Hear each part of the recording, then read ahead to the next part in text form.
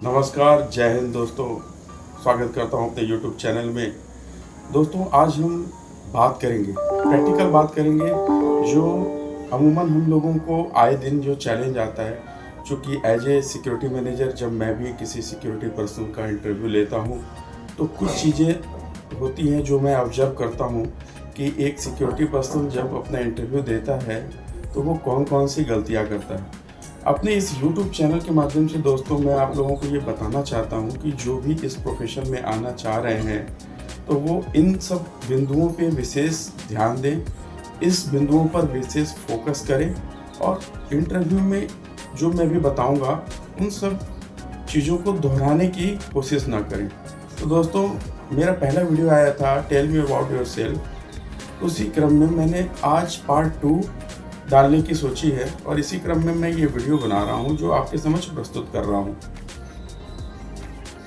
तो दोस्तों, अगर हम बात करें एक सिक्योरिटी पर्सनल की, तो सिक्योरिटी के प्रोफेशन में मेरे पास जो भी लड़के security guard, security supervisor, ASO, SO profile के लिए जब हमारे पास सिक्योरिटी की नौकरी के लिए आते हैं और इंटरव्यू देने आते हैं, तो वो एक गलती हमेशा करते हैं जो मैंने ऑब्जर्व किया है। और मैं ये चाहता हूँ साथियों कि आपको जो गलतियाँ करते हैं वो आप ना करें। उसके लिए आपको कुछ टिप्स दूँ जिससे प्रैक्टिकल नॉलेज, प्रैक्टिकल जानकारी आपको मिल सके। तो दोस्तों, सबसे पहले तो अगर देखा जाए तो बहुत सारे सिक्योरिटी पर्सनल जब इंटरव्यू देने के लिए आते हैं तो वो सिविल ड्रेस में होते हैं, और सिविल ड्रेस में आने के बाद वो मैं कम इन या क्या मैं अंदर आ सकता हूँ, और ये बोल के जब वो अंदर आते हैं तो वो सबसे पहले जैन सर ये करते हैं। बट ये गलत है। अगर आप सिविल ड्रेस में हैं, प्रॉपर फुल यूनिफॉर्म में नहीं हैं, तो आपको सैल्यूट करने की आवश्यकता नहीं होती है। आपको सिर्फ हिल सैल्यूट करना होता है। अपने हिल को स्ट्रेट ऊपर की तरफ ले आते हुए और दोनों हाथों को थोड़ा सा स्ट्रेट करते हुए पीछे मूव करते हुए जय हिंद करना होता है। उससे क्या होता है दोस्तों, एक सिक्योरिटी मैनेजर ये समझ जाता है कि हमारे सामने जो इंटरव्यू देने आया है वो सिक्योरिटी के डेकोरम को जानता है, सिक्योरिटी के नॉर्म्स को जानता है। तो ये गलतियाँ अक्सर लोग करते हैं, आप भी इससे बचें। उसके बाद जैसे ही वो इंटरव्यू के लिए आता है तो कई बार ऐसा भी होता है कि अगर उसको सामने से ना कहा जाए कि प्लीज़ सिट डाउन, कृपया आप कुर्सी पे बैठ जाएं, वो डायरेक्ट आते ही कुर्सी पे बैठ जाते हैं। आप लोग को ऐसी गलती नहीं करनी है। जब तक कि आपको सामने वाला ना बोले, आपको कुर्सी पे नहीं बैठना। और सिक्योरिटी की नौकरी में एक चीज़ और होती है, आप जब वी कम इन करके या जय हिंद करके अंदर आते हैं तो उस टाइम पे आप बिल्कुल सावधान पोजीशन में रहते हैं। और या अगर आप सावधान नहीं, विश्राम पोजीशन में भी रहते हैं, और इंटरव्यू लेने वाला अगर आपसे पूछता है ओके मिस्टर XYZ, आप अपने बारे में कुछ बताएं, तो वो विश्राम पोजीशन में है तो विश्राम पोजीशन में ही बताना शुरू करता है। नहीं दोस्तों, ऐसा नहीं करना। आपको मैं बताता हूँ आपको किस तरीके से इसका जवाब देना है।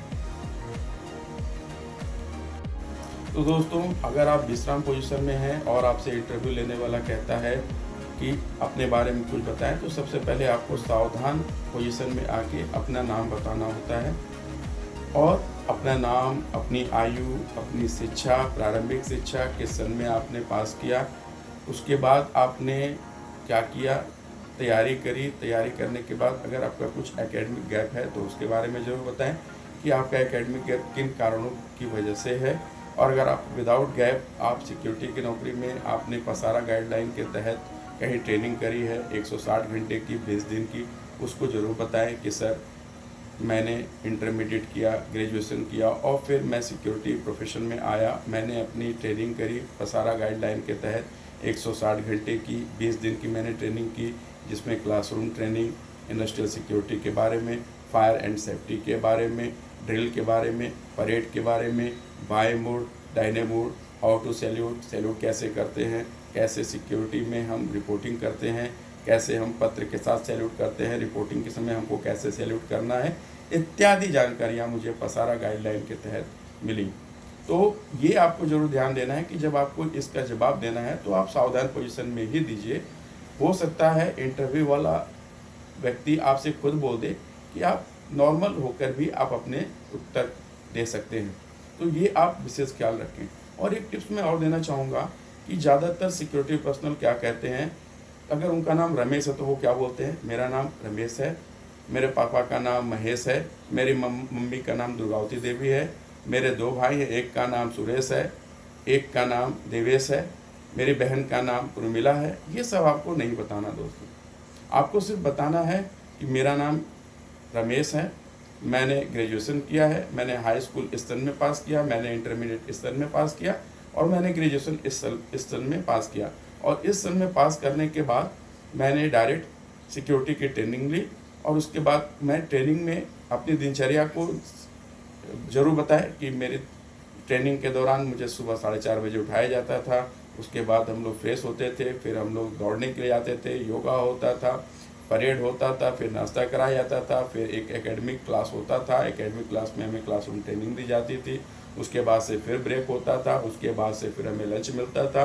लंच के बाद हमें फिर दोबारा से आधे घंटे का ब्रेक होता था। आधे घंटे ब्रेक के बाद हमारी और क्लासरूम ट्रेनिंग होती थी। उसके बाद हमारा कराटे क्लास होता था और उसके बाद शाम के वक्त रोल कॉल होता था, प्रार्थनाएं होती थी और शाम को हमारा 1 घंटे का speaking course, English speaking course और पर्सनालिटी डेवलपमेंट का प्रोग्राम होता था। और 9 बजे तक हम लोग बेड पे जाते थे और 9:30 बजे तक हम लोग को अपने बैरक की लाइटें बुझा देनी पड़ती थी। तो ये बताते हुए आपको, अगर आपका ट्रेनिंग के बाद का 2 महीने, 4 महीने, 6 महीने की कोई अगर आपका एक्सपीरियंस है, अनुभव है तो वो बताना है। नहीं है तो आप ये बता सकते हैं कि सर मैंने ट्रेनिंग के दौरान ये सारी चीज़ें सीखी हैं और मैं ये उम्मीद करता हूँ कि उन ट्रेनिंग के माध्यम से मैं आपके ऑर्गेनाइजेशन को एक अच्छी दिशा दे सकूँ। तो ये आपको बताना है।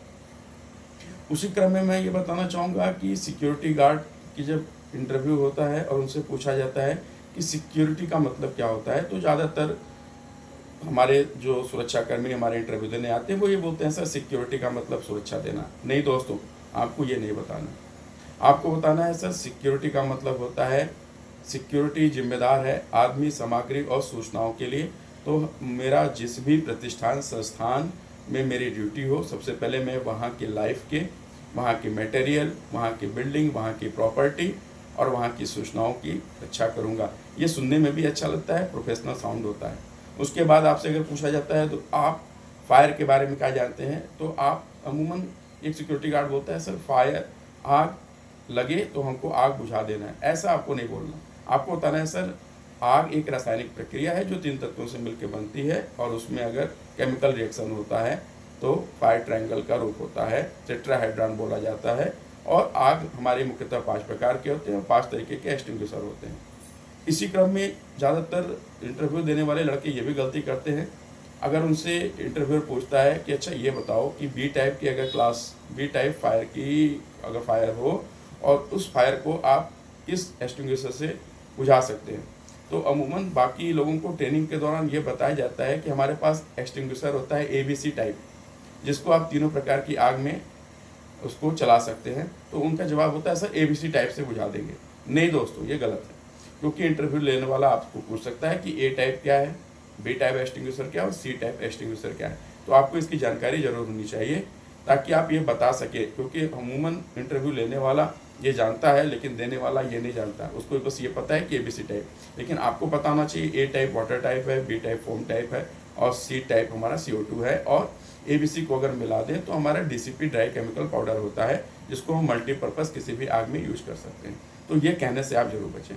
उसके बाद अगर अमूमन इंटरव्यू में ये पूछा जाता है कि अगर प्लांट में कोई कंटीजेंसी होगी तो आप क्या करेंगे, तो आपको सबसे पहले ये बताना है कि सर अगर प्लांट में कंटीजेंसी हो गई तो मेरी जिस भी पोस्ट पे ड्यूटी है, सबसे पहले मैं वहाँ पे अपने सीनियर को सूचित करूँगा, हमारे सुपरवाइजर जो मुझे निर्देश देंगे वो मैं करूँगा।